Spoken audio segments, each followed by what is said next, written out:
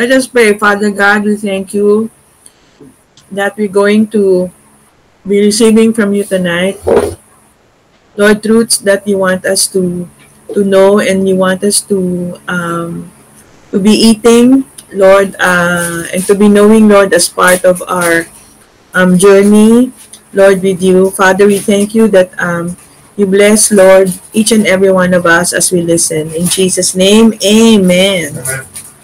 I will dwell, and I will dwell in the house of the Lord forever. Psalms 23 verse 6, part 2. Yung ano niya, second half niya, part B. In Psalms 139, 7 to 8 in the NKJV, sabi nga nun ni King David, the Shepherd King, sabi niya, where can I go from your spirit? Or where can I flee from your presence? If I ascend into heaven, you are there. If I make my bed in hell, behold, you are there. So, knowing that the Lord is with you, diba? Live in constant awareness that you are with the Lord. Whatever it is that we are passing through, good ba yan o bad ba yan, remember that you are not separated from the Lord. The Lord is always with you. And if it's like, for example, nabangga si Jerry, no, definitely, yung aksidente na yun, it's not from the Lord. But the Lord was there, actually protecting Jerry. Yun yung ano doon, yun yung message doon. So, Psalms 23 verse 6, I will dwell. Remember last week, what is the Hebrew word? Yung I will dwell, it is Yashab. Anong ibig sabihin ng Yashab? It is to inhabit, to live, to sit, to dwell. Diba? The ancient root word is to press to the tent, the dwelling place, return to the tent for rest or sit. The ancient pictograph of Yashab, 3 letters, no, Yod, Shin, tsaka Bet. And it is saying when work, yung Yod is finished, you return to the house, Bet, to sit down at the end of our day of labor. So in other words, in Greek, actually abide yan, to abide, to remain, to live, to stay. So the word abide, it's such a beautiful word that speaks of oneness. It is a word Apostle John uses 34 times in his gospel and 19 times in his letters. It is Greek, in the Greek it is meno, o meno ngayon, diba? Meno, to abide, meaning to dwell or to be present. It denotes the permanency of something. So in the book, Deep Bible Study, The Importance and Value of Proper Bible Study by Pastor R.A. Torre, John uses the Greek word meno, or to abide, so yashab din yan, no? In the same way that Paul uses oikeo, to dwell. So the root word of oikeo is oikos, meaning a house, a tent, a dwelling place, God's house, and tabernacle. It is the place where one has fixed his residence. It is one's settled home. You are this one. You are God's meno. You are God's oikos. And the Hebrew equivalent of meno is yashab. It is also the equivalent for oikos in the Septuagint. Ano yung Septuagint? Greek. Hindi. The Hebrew version of the New Testament. Diba? So it means, ano yung yashab or oikos? It means to sit, to inhabit, or to marry. So ang pag-aasawa pala ay to rest. To find your resting place. You finally come home. Para sa may mga ganun, ano, I am your home, ganyan. So, ito, importante itong verse na to, ha. I want all of you to look at this. Ezra, Gabi. For in Him, all the fullness of deity dwells in bodily form. Sino yung bodily form? Jesus. Ikaw! Ikaw! Dwells in bodily form. Diba? For in Him. Sino si Jesus, diba? The fullness of the deity. Sino yung deity? Si Jesus dwells. Saan? In bodily form. Ikaw. And in Him, you have been made complete. You have been made whole. Whatever it is, the diagnostics is saying, for example, no, punta ka sa, we are not saying na mali yung diagnostic, no, but there's a higher reality. Sabi nung gano'n, ang A1C mo, 7, 8, ganyan, o yung cholesterol mo, ganyan. Ako yung relo ko nung isang araw, parang ano, no, parang ang taas ng heart rate ko. Sabi ko, saan pakiano nga ako? Pero anong sabi ni Lord? Because the Lord inhabits me or dwells in me, His bodily form, and in Him I've been made complete. In other words, whole. Okay? Colossians 2, 9, and 10. Alam nyo, picturean nyo to, kainin nyo to every day. So those three little words sum up the whole purpose of Christ coming. So that in Him, you. So that in Him, you. Sabi nga no, sa John, foxes have holes, and they have resting place, but the Son of Man doesn't have a resting place. You know that he found his rest in loving you. He found his rest in loving you. He found his grace. He found his rest in loving you. Ano na ba 'yon? He found his rest in resting in you. Parang ganun. Okay? So the gospel is not a blind date, and it's not location. It is the greatest love story ever told. You and the Lord, right, are in a relationship. Hallelujah. So, and now you are freed from the law. Oh, do you not know, brethren, for I speak to those who know the law, that the law has dominion over man as long as he lives. For the woman who has a husband is bound by the law to her husband as long as he lives. But if the husband dies, she is released from the law of her husband. So then, if while her husband lives, she marries another man, she will be called an adulteress. But if the husband dies, so ito na yung law, no? She is free from that law, so that she is no adulteress, though she has married another. Child of God, this is your reality. Therefore, my brethren, yung therefore dyan is therefore. In conclusion, you have also become dead to the law, through the body of Christ, that you may be married to another. To Him, kanino ka married? Who was raised from the dead. Why? Why are you married to the Lord? That we should bear fruit to God. Right? That we should bear fruit to God. That your life will be a showcase. The glory of the Lord will be seen in your life. Anyway, your life is now hidden with Christ in God. It's not no more your life. It's the life of Christ. Hallelujah. So the last words of our Lord Jesus as He offered Himself to God were ano? What were the last words, Sam? It is finished. Correct! It is finished. It is finished. Which means completed. Done. In the Aramaic language, it is kala, which has two meanings. And it means to be finished. Kala, di ba? Kala, sabi ni Lord, no? And to be a bride. Our name was the final word Jesus spoke, the bride. With the word, He called all men to Himself.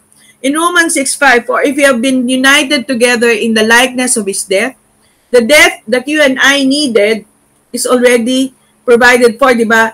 I was crucified with Christ, and I no longer live. Diba? The life I live in the flesh of the Son of God who loves me and who gave Himself for me. Tama ba yung aking Galatians 2:20? Okay, so certainly we also shall be in the likeness of His resurrection. Don't read the word if as inconditional. Paul is not saying that we are united in the likeness of Christ's death. If you receive Jesus in your heart, then you will be in the likeness of His resurrection. If and then is the Old Testament language. New Testament language is finished and done. He told us in verse 3 and 4 that we were united with Christ in His death. He's saying because we were united in His death, we were also united in His resurrection. So having that revelation na, oh, it's no longer I who lives, but Christ lives in me. So yung death that I needed, His death was my death, and now His resurrection is my resurrection. So we're already in union with Him based on His achievement. We are not the future bride of Christ who is spot cleaning our wedding dress. We are the bone of His bone and the flesh of His flesh. We are one. So we are absolutely spotless and glorious now. So the gospel, the good news is that you are in union with the Lord. It's not a message about our desire to make heaven our home one day. It is a message about God's desire, and it is already done, and He has made us His home today. He has made you His home today. So it is an awakening, church, that Emmanuel, God with us. In 1 John 4:16, and we have known and believed that the love of God has for us. God is love, and he who abides in love abides in God, and God in him. So the Greek uses the word "en," meaning in and denoting rest. We have known and believed the love that God has in us. And the word as Greek is echo. So we echo it. You know, I realized, kaya pala powerful ang worship because it is echo. This morning, we were singing, di ba? Oh, the glory of your presence. Where is the presence of the Lord? We, your temple, give you reverence. So arise to your rest, hindi from your rest, to your rest, and be blessed by our praise as we glory in your embrace. As your presence, ano yung place? It is you. Now fills each and every cell of your body. Hallelujah. In other words, love himself echoes in us that he abides in us and we abide in him. So, the Lord wants us to grow in this revelation, growing into Christ by seeing what he sees about us, no? Colossians 1:25-29. True ministry only begins from Christ. Many of us Christians have spent years waiting, abiding for Christ, rather than abiding in Christ. So living from a place called God. So where is that place? It is in you because the Lord has made you his residence, no?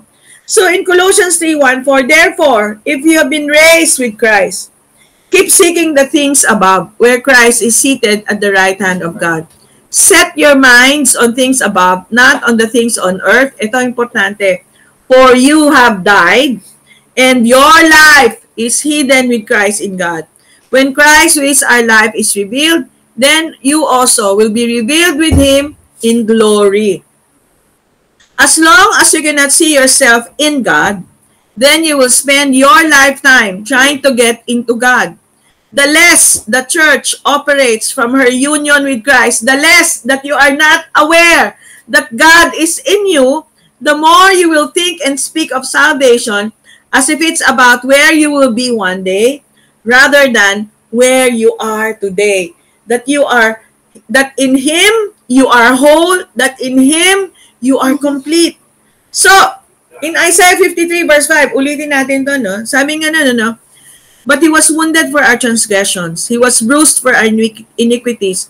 The chastisement of our peace was upon him, and by his stripes we are healed. Pasadahan lang natin. Yung wounded is kalal, transgressions is pesha, bruise is daka. He was crushed, di ba? Iniquities is abon. Tapos yung peace, di ba? Peace is actually to be complete. Di ba? The chastisement, yung assurance, yung payment for our peace, for our union with him. Di ba? Ano yun? And by his stripes. Ano yung origin ng by his stripes? Di ba? Sabi natin ganyan. Oops. Joined. Di ba? Because it is the word kabar. So, by our communion, by our union with him, we are healed. So that's why the Lord is saying, live in constant awareness that I am with you. Yung pala yun.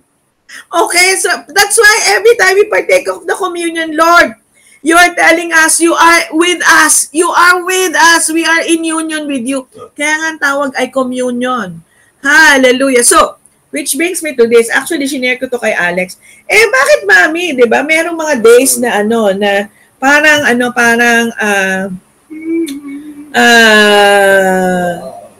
bad days, not so good days. Meron din mga good days, no? So there's this pastor, guys, there's this youth pastor who was sharing this video. So this is a video of a man walking in the snow. Parang ganito yun. Pakita ko sa inyo, unshare ko lang, unshare ko. And then I will share. Yan.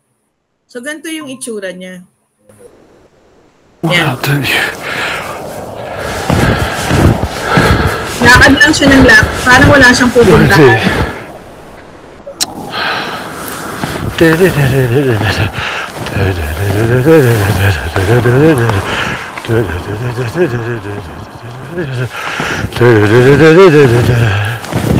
Yes, yes, yes. So, parang ganun, sometimes yung buhay natin parang ganun, no? Monday, Tuesday, Wednesday, Thursday, Friday, yay! Diba? Kasi mag-ano na. Pero alam nyo, sabing ganun na-bless ako dun sa sinabi ni Alex kagabi, no? All things work together for good. All things, even our missteps, even our bad steps, including yung mga good steps natin, God will work all things for your good. You know that this guy, actually, akala mo walk lang siya ng walk, ano? Hindi, papakita ko nga eh. Not just the local lunatic who's making these strange patterns and get covered up 2 days later. Actually, a snow artist.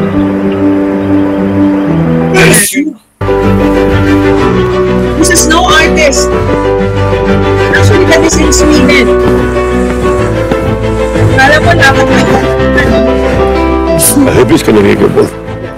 I hope it's going to be a good one. There's always a sense of anticipation because you never really know what it's going to look like until you see it.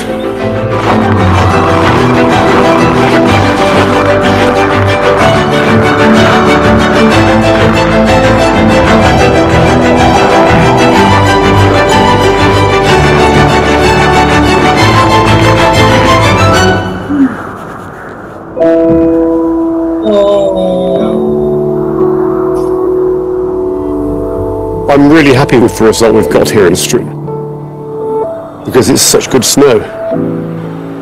Certainly makes it unusual. It might be unique. Yes, it might be unique. So why am I showing this? No, why am I showing this?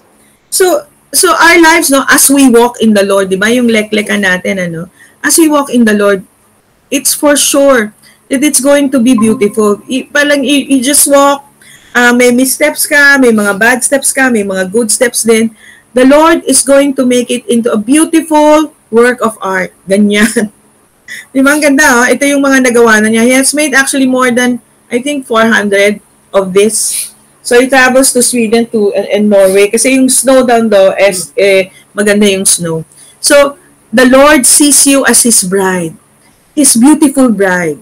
Hallelujah. Much more beautiful than this, no? So, child of God, Psalms 139, sabi nga niyan, how precious also are your thoughts to me, O God. How great is the sum of them. If I should count them, they would be more in number than the sand. When I'm awake, I am still with you. You know that Elizabeth, though she wasn't able to carry a child, but in Luke 1:36, sabi nga, she who was called barren. So maybe some people are calling you a loser, some people are calling you walang kwenta or whatever, some people are calling you failure or average. But sabi niya nga, she who was called barren is already 6 months with child. She who is barren is already 6 months with child. She's fruitful, no? So God invites us into His life to participate with Him. Not merely work for Him. Anything He asks us to do, we cannot do alone. That would be to miss the point. God is not asking us to do one thing for Him, just everything with Him.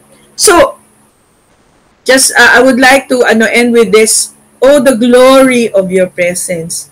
We, your temple, we give you reverence. So arise to your rest and be blessed by our praise as we glory in your embrace and as your presence now fills this place. And that, my dear family, is chapter 12, part 1.